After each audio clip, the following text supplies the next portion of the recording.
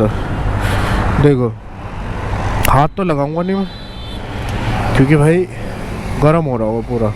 जो यहाँ से पाइप बैंड हो रहा है ना ऊपर की तरफ, ये वाला सारा प्रेशर और गर्म हीट यहीं पे लगती है और यहीं से ही ख़राब हो जाता है। किसी का फूट जाता है गल के, किसी का चटक जाता है। मैं फ़ोटो लगा रहा हूँ उस पर, फ़ोटो देखो कैसे चटका हुआ, जैसे कांच चटक जाता है। हाँ जी, राम राम जी, क्या हाल चाल है सभी की। तो स्वागत है गुरु ब्लॉग में, दीपक ब्लॉग टीवी पर। आज हमें स्कूटी के साथ और हमारी स्कूटी में हो गई है एक प्रॉब्लम। वो प्रॉब्लम के आगे चल के बताता हूँ। हो सकता है वो प्रॉब्लम सबकी स्कूटी में हुई हो एक टाइम पे आके, ठीक है। वो प्रॉब्लम क्या है और सॉल्यूशन क्या है उसको मैं बता देता हूँ, बस 2 मिनट का समय दो। हाँ जी भाई, तो परेशानी क्या है, देखो स्कूटी के अंदर अभी 2 दिन पहले मैं स्कूटी की सर्विस करवाने गया था हापुड़, ठीक है। उधर से आते टाइम स्कूटी का जो आवाज़ है वो बदल गई भाई। पहले तो बहुत कम आवाज़ दे रही थी जैसे अभी दे रही है, फिर बाद में ऐसी आवाज़ आ गई जैसे कोई दूसरा साइलेंसर लगा लेते हैं। थोड़ी हैवी बेसी साउंड हो गया, डुक डुक डुक डुक डुक डुक डुक डुक, कुछ इस तरीके से। अब मैं सोच तो रहा हूँ यार, आवाज़ में कुछ बदलाव क्यों लग रहा है रास्ते में से, आधे रास्ते से। पर मैं इग्नोर करते करते चला गया। मैं बीच बीच में रेस देके देखने लग गया, भगा के देखने लग गया। मैंने कहा साउंड कहाँ से आ रहा है और क्यों आ रहा है यार, ठीक है। लास्ट में जाके जब मैं रुकने के बाद मैं देखते देखते चारों तरफ साइलेंसर की तरफ देखा, तो जब साइलेंसर जहाँ से बैंड हो रखा होता है ना, वहाँ से साइलेंसर गया चटक। भाई चटक गया जैसे कोई कांच की चीज़ चटक जाती है ना, उस तरीके से। और वहाँ से हवा निकल रही थी साइलेंसर की जब स्टार्ट थी बाइक, तो उसकी वजह से बेसी साउंड हो गया। आवाज़ तो अच्छी लग रही थी, पर वो चटका इतना हुआ था, ऐसा लग रहा था कि किस दिन यहाँ से टूट जाएगा, ठीक है। तो ये सीन हुआ भाई। इसका सॉल्यूशन मैंने क्या कराया और कैसे चटका क्या था, अभी सारी चीज़ बताऊंगा। थोड़ा सा मोटो व्लॉग एंजॉय कर लेते हैं और चल लेते हैं आगे की तरफ, ठीक है। उसके बाद दिखाऊंगा इसका क्या सॉल्यूशन करना है। और मेरे ख्याल से स्कूटी वालों के साथ ऐसा होता ही है, जहाँ तक मुझे पता चला है, ठीक है। तो बाकी अभी सारी चीज़ दिखा दूंगा तो क्लियर हो जाएंगी चीज़ें। कैसे कर रहा, अरे कैसे कर रहा, डुगडुगिया बजा रहा।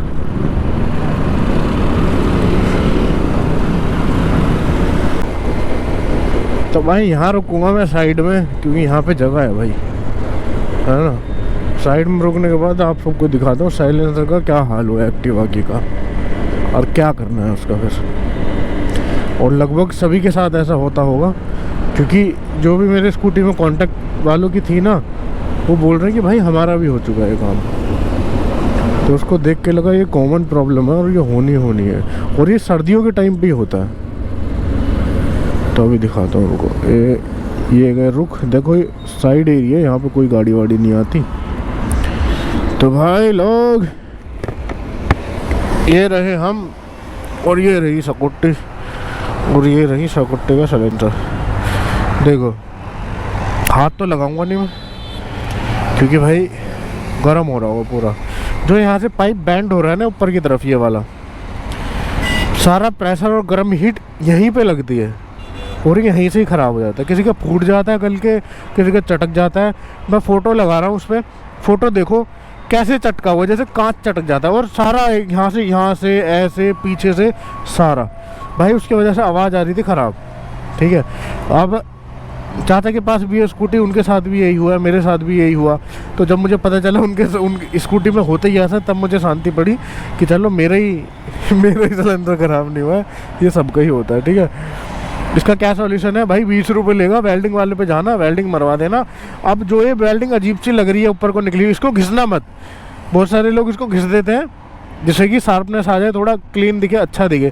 इसको घिसना मत, अगर घिस दोगे तो वेल्डिंग हो जाएगी कमज़ोर, और ये वहीं से ही वापस दोबारा चटक जाएगा। और ये सर्दी में ही होता है, गर्म ठंडे की वजह से, सर्दी की वजह से ये पाइप होता है कमज़ोर और हीट होकर ये चटक जाता है ऑटोमेटिक, ठीक है। तो मेरी स्कूटी चल चुकी है अब तक 30,000 किलोमीटर, और या तो किलोमीटर के हिसाब से मान लो या साल के हिसाब से मान लो, है ना।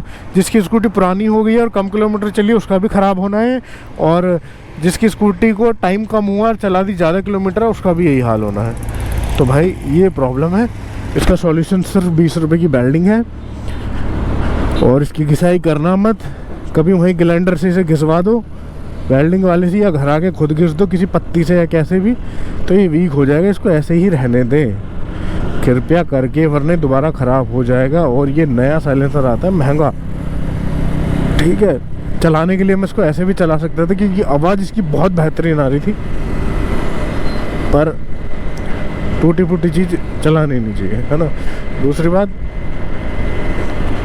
डर था कहीं और टूट के यहीं से ये गिर ना जाए या कुछ हो ना जाए, ये सारा मैटर था, ठीक है।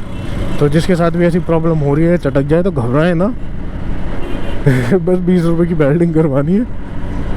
और ये भाई कॉमन प्रॉब्लम है, स्कूटी में होता ही है, ऐसा बोल रहे हैं लोग, ऐसा ही होता। बाकी किसके पास कितनी पुरानी स्कूटी है, कौन सी है, क्या हुआ है, ऐसा हुआ है किसी के साथ या नहीं हुआ है, वो कमेंट करके आप बता ही देते हो तो मुझे पता चल जाएगा, और मेरा जो शक है या कन्फ्यूज़न है मुझे वो क्लियर हो जाएगी, ठीक है। तो कमेंट कर देना याद से। बाकी हम पहुंच गए मसूरी, मसूरी से थोड़ी सी देर लगेगी बस। भाई अभी क्या हुआ पता है, ऐसे टाइम पे मेरा कैमरा ऑफ ही होता है हमेशा। जो सामने बाइक जा रही है स्प्लेंडर, इस गाड़ी से आगे जो जा रही है स्प्लेंडर बाइक, ठीक है, वो जैसे बराबर से निकली ना, तो कोई पत्थर पड़ा होगा, जैसे बहुत सारे पत्थर पड़े हैं भाई, पत्थर आया उस बाइक के नीचे से, टायर के नीचे से फिसल गए और स्कूटी के सामने लगा एकदम। अगर अभी रुकूंगा ना मैं, तो अगर डेंट वेंट होगा तो वो भी दिखाऊंगा। बहुत तेज लगा, भड्ड देसी, ठीक है। ऐसे पत्थर कभी कभी हेलमेट पे भी लग जाते हैं, फेस पे, सर पे। बाई चांस किसी टाइम पे अगर ना हो सर पे हेलमेट, तो भाई फोड़ देगा, इतनी स्पीड से लगता है। और ये बहुत कॉमन चीज़ है, रोड के ऊपर पत्थर बजरी पड़ी हुई होते हैं और वो टायर के नीचे आके फिसल के उड़ के लग जाते हैं भाई। तो इसलिए भी हेलमेट बहुत ज़्यादा ज़रूरी है भाई। तो हम पहुँच गए डासने कब में, और यार पता नहीं यार ठंड चालू हुई है, क्या चालू हुई है इस सीज़न में, तो कभी मुझे जुकाम हो रहा है, कभी खांसी हो रही है, ये क्यों हो रहा है समझ में ही नहीं आ रही यार, ऐसा क्यों हो रहा है मेरे साथ। जिम जाना शुरू करता हूँ, बॉडी सही से चलने लगती है, काम बढ़िया होने लगता है। ओ भाई बैठ के ही बात कर ले, कौन है, कौन कर रहा है इस काम को, बैठ के बात कर लो बाबूजी, कुछ लेना देना हो वो कर लो, पर ऐसा मत करो यार, नजर सी लग जाती दिखे बार बार। हाँ जी भाई लोग पहुँच गए हैं अपन। अब कौन सी भाषा हो गई है, आज बिहारी बोलूँगा।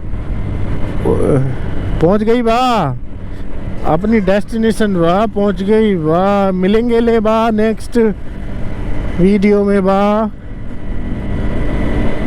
ओके बा। ट्राई करता हूँ सारी भाषा बोलने की, कल पंजाबी में बोलूँगा, ठीक है। तो भाई लोग मिलते हैं नेक्स्ट ब्लॉग में, खाते रहो पीते रहो मौज उड़ाते रहो, अपना ख्याल रखो। अपनों का भी चैनल कर देना सब्सक्राइब, वीडियो कर देना लाइक, सपोर्ट आप लोगों की बहुत ज़्यादा ज़रूरत है, तभी मैं यहाँ से बाहर निकल पाऊँगा और कुछ बेहतर कर पाऊँगा। तो प्लीज़ सपोर्ट करो भाई लोग। बाकी जितना बेहतर मुझसे जो हो पाता है वो इन्फॉर्मेशन देने की कोशिश करता हूँ। सभी को राम राम जी, सेफ राइड करो, हेलमेट लगाओ और राइड करते रहो। लाइफ की भी और बाइक की भी दोनों सेम ही है, जब बाइक की राइड करोगे तो लाइफ के बारे में समझ जाओगे, समझ रहे हो। तो भाई कोई है तो नहीं। अब देखो यहाँ मैं लोकल में अपनी दादागिरी दिखाता हूँ, रोड पे मुझे कोई रोक नहीं सकता, मैं चलते चले जाऊँगा सीधा, कोई नहीं रोक सकता, कोई भी नहीं भाई, रोक ही नहीं सकता। जो रोकेगा तुरंत उसको धमकी देता हूँ लोकल की, मगर लोकल को दिखना रहा तुझे हैं, दादागिरी दिखाने पे मजबूर कर देते हैं लोग। भाई लोकल में लोकल का स्टाफ चलना चाहिए, समझ रहे हो। और देखो भीड़, बच्चों की, ड्यूटी वालों की, मेहनत करने वालों की, सुबह सुबह लोग निकल जाते हैं भाई, हर कोई अपनी लाइफ में मेहनत कर रहा है, इसलिए कभी किसी को जज नहीं करना चाहिए। हम दूसरों को देख के जज कर देते हैं, ये ऐसा काम, वो वैसा, या ठाली या भरा, जो भी है, हमें किसी को जज नहीं करना चाहिए, क्योंकि अपनी लाइफ कोई ख़राब नहीं करना चाहता। अपने तरीके से हर कोई मेहनत कर रहा है, वो बच्चा हो, पढ़ने वाला हो, जॉब वाला हो, ऑनलाइन बिजनेस करने वाला हो, ऑफलाइन बिजनेस करने वाला हो, ट्रेडिंग वाला हो, भाई कोई भी हो, हर कोई मेहनत कर रहा है। तो सबके लिए रिस्पेक्ट है, बस लगे रहो, मेहनत करते रहो, अपना ख्याल रखो और अपनों का भी। चलो जी लोकल भाई, जगह छोड़ कर चलो।